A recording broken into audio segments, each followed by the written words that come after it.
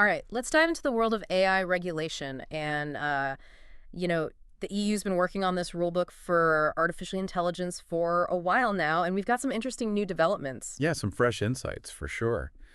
We're taking a look at this analysis from a Korean news site, and they're breaking down this third draft of the EU's AI Act. Oh, wow. Okay. And what's really kind of caught our eye is how the EU's stance on AI and copyright seems to be shifting. Yeah, it's interesting because it feels like they're trying to walk this fine line, between encouraging innovation but also protecting, the rights of creators. Right, exactly. But have they gone too far? Have they loosened the reins a little too much? Yeah, well, maybe let's start with the big picture. Yeah. The EU's AI Act is aiming to be the first global, comprehensive legal framework for AI, right? Right. And so this is huge because it sets a precedent for how these powerful technologies will be developed and used worldwide. So Yeah, no, that's a great point. And I think that's why a lot of people are paying attention, right? Because it could have a ripple effect. Exactly. So where does copyright fit into all of this? Because this latest draft seems to kind of water down some of the initial strong language we saw about how AI learns from copyrighted material. Exactly. In those earlier drafts, there were really clear requirements for respecting copyright in the data that's used to train AI systems. Right. But now we're seeing more vague terms like best efforts and reasonable measures. And it's like, well, Those almost sound like loopholes to me. I mean, how does that really protect copyright holders? well, that's the question, isn't it? And it's not just the language that's changed either. There was that clause in the previous drafts about direct and rapid communication, like a direct line of communication Oh, yeah. to report copyright infringement. Yeah. That's gone in this version. Oh, wow. So if I'm like a musician or something and I find out my music was used to train an AI model without my consent, what can I even do at this point? Well, it gets way more complicated, right? Yeah. Because you're essentially at the mercy of the company's internal processes, Yeah. which might not, put your interests first. And then to make it even worse now, companies can just dismiss complaints if they're deemed manifestly unfounded or excessive, especially if they're repetitive, So they just say oh, we've heard this complaint a million times. We're just going to ignore it. Exactly. Doesn't that feel like it's just really disadvantaging smaller creators who might not have the resources to, actually fight back against this? It almost sounds like the EU is prioritizing big tech over the rights of individuals. That's a valid concern, I think. And there is a risk that this shift could lead to an imbalance of power, right? Especially because AI systems can be so opaque. Right. It's hard to tell what they're doing behind the scenes. Exactly. Okay, so I'm curious about how the U.S. is reacting to all of this, because they're not exactly known for, being fans of heavy regulation, especially when it comes to their tech giants. Right. Well, you're not wrong. The U.S. government has expressed some serious concerns about the EU's AI Act, even in this kind of softer version of it. Even in the softer version. Yeah, they see it as a potential trade barrier that could put American companies at a disadvantage. Really? So it's interesting because in the article, they even mention the possibility of trade retaliation. Could this actually escalate into a full-blown trade war? It's definitely possible. I mean, the U.S. has a history of using things like tariffs and trade measures to protect their economic interests, so it's not outside the realm of possibility. Wow. Okay, so let's bring it back to the copyright issue for a second. If the U.S. is already on edge about the AI Act, this softening on copyright probably isn't going to appease them, is it? I doubt it. It seems like they're fundamentally opposed to what they see as overregulation and anything that could potentially stifle innovation. Yeah.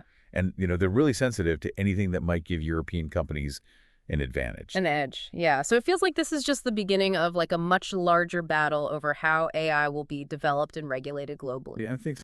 We have the EU kind of pushing for these ethical considerations, but maybe at the cost of economic growth. And then the U.S. is really championing innovation, but potentially at the expense of individual rights. Right. It's like this complex equation with no easy answers. And the copyright debate is just one piece of that puzzle. Yeah, that's a great point. And I think we also need to consider, the wider implications of this AI Act, right? Yeah. Things like risk assessment frameworks and, the potential impact on jobs and society as a whole. So I think maybe let's dive into those areas next. Definitely. But before we do that, I want to pause here for a second and just kind of get your take on this. As the listener, what are your initial thoughts on all of this? Does the EU shift on copyright concern you? Or do you see this as a necessary compromise to encourage innovation? Let us know. This whole thing makes me think of those like sci-fi movies where AI takes over the world, you know? Right. It might be a little dramatic, but I think it does highlight how important it is to like set some ground rules, early on. Absolutely. I mean, it's not just about copyright here. We're talking about like shaping the whole future of AI. Right. And the EU AI Act really tries to do that by establishing a framework for how these systems should be developed, deployed, and governed. Okay. So let's talk about risk assessment, because the article touched on how the EU is categorizing different AI systems, based on their potential impact. Can you break that down a little bit? Sure. So the AI Act proposes this like tiered approach. So different levels of scrutiny would be applied to different types of AI systems. Okay. So the ones that are deemed high risk, like the ones used in like critical infrastructure or law enforcement, those would be subject to the strictest requirements, like, rigorous testing and human oversight. So like a self-driving car would be high risk. Exactly. Because, a lot is at stake if something goes wrong. Yeah, for sure. And then you have the lower risk systems, like spam filters or recommendation algorithms. Right. These would be subject to less stringent oversight. But even those, seemingly harmless ones, they can still have unintended consequences, right? Totally. Like think about those social media algorithms that create those echo chambers and amplify misinformation. That's true. Yeah, and that's actually why the EU AI Act also really emphasizes transparency. So developers would have to provide clear information about how their AI systems work, what data they are trained on, and what risks they could pose. Okay, that sounds like a good step. But how do we actually enforce these rules? AI is so complex. It's not like you can just send inspectors into a data center and, be like, hey, is this algorithm behaving ethically or not? Yeah, enforcement is definitely like one of the biggest challenges facing AI regulation. Right. I mean, Yeah. It's going to require technical expertise, legal frameworks, international cooperation, and it has to be adaptable because AI is evolving at such a rapid pace. Yeah, it's almost like trying to hit a moving target, but it seems like the EU is determined to at least set some boundaries within their own borders. All right, and that is really significant. I mean, the EU is a huge economic and political power, and whatever they do could have a ripple effect globally, Yeah. influence how other countries approach AI regulation. I'm thinking about the job market. We've already seen how automation has displaced workers in certain industries. Right. As AI gets more sophisticated, are we all just going to be replaced by robots? Like, is that where we're headed? Yeah, it's a question everyone's asking, and there's Yeah. no doubt that AI will have a huge impact on the workforce, for sure. Yeah.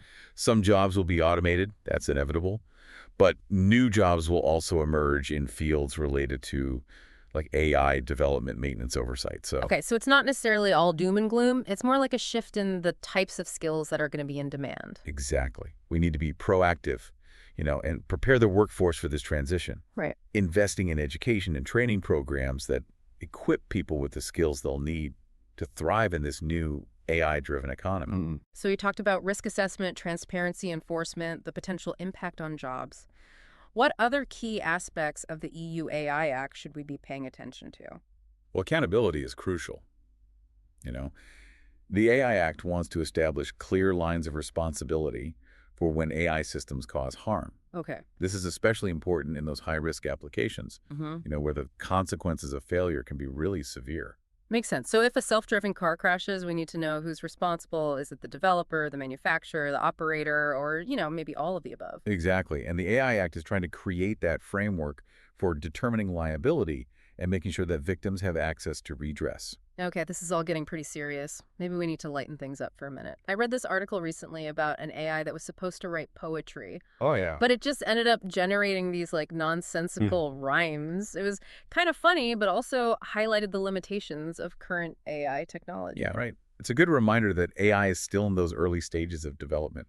We're a long way from machines that can replicate human creativity or empathy or critical thinking. So should we be more worried about killer robots taking over the world, or more concerned about these AIs making these silly mistakes that could still have, unintended consequences? Well, I think we need to be thinking about both ends of that spectrum, right? Yeah. We have to be vigilant about the potential for AI to be misused while also acknowledging its limitations Right. and making sure it's developed and deployed responsibly. This all comes back to that idea of finding that balance between innovation and regulation. Totally. We want to encourage, the development of beneficial AI applications, but we need those safeguards in place to protect against potential harms. Yeah.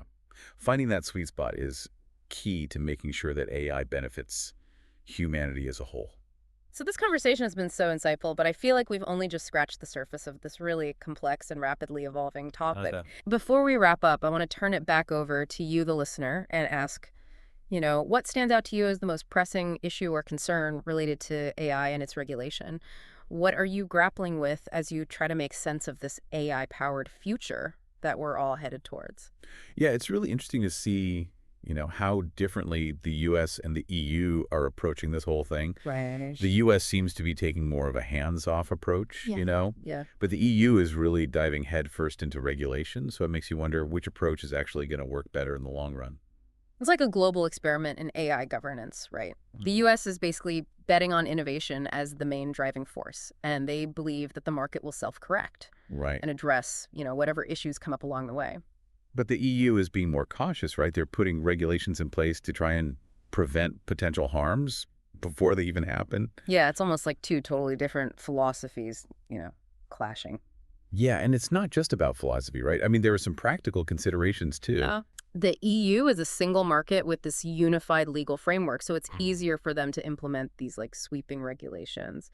For sure. But the US has a much more fragmented system. Right. Each state has its own laws and regulations. So Yeah. trying to harmonize AI regulations across all 50 states, it would be a nightmare. Logistical nightmare. But it's not just a domestic issue for the U.S., right? I mean, they're also worried about how the EU's AI Act could impact their ability to compete on a global scale. Absolutely. I mean, the U.S. is afraid that these regulations could put American companies at a disadvantage, especially in the tech sector. Right. They argue that the compliance costs and all the red tape associated with the AI Act, it could stifle innovation and slow down their ability to bring new AI products and services to market. It's almost like this trade-off between speed and safety, Right. The U.S. wants to move fast and break things, but the EU is being more cautious and putting safety and ethical concerns first. And that tension is definitely present in the whole copyright debate as well. For sure. The U.S. sees this softening stance on copyright from the EU as proof that they're willing to put European interests ahead of global competitiveness. Yeah, it's a sticky situation for sure, and there are no easy answers. But one thing is clear, AI is becoming a major battleground, Yeah. in this global race for technological dominance. For sure. And the stakes are incredibly high. Yeah. Whoever sets the standards for AI development and governance, they're going to have a huge advantage in shaping the future of this technology. I mean, this is transformative stuff. Absolutely. And this whole conversation has been so eye-opening. We've covered a lot of ground today. We have. From the specifics of the EU's AI Act to, the wider implications for the global economy and the future of work and how we all live. And, It's a lot. it is a lot. And it's important to remember this is just the beginning of the conversation. Oh, yeah, for sure. As AI continues to evolve, we're going to see new challenges and opportunities, Right. So we need to stay adaptable, informed, and engaged to deal with all this effectively. Right. And it's not just a conversation for policymakers and tech experts, right? Right. This is something that we all need to be involved in because, like you said, AI is going to impact every aspect of our lives. But will in the years to come, yeah. So to our listener, we leave you with this challenge. Stay curious, stay informed, and most importantly, stay engaged because the future of AI really does depend on all of us.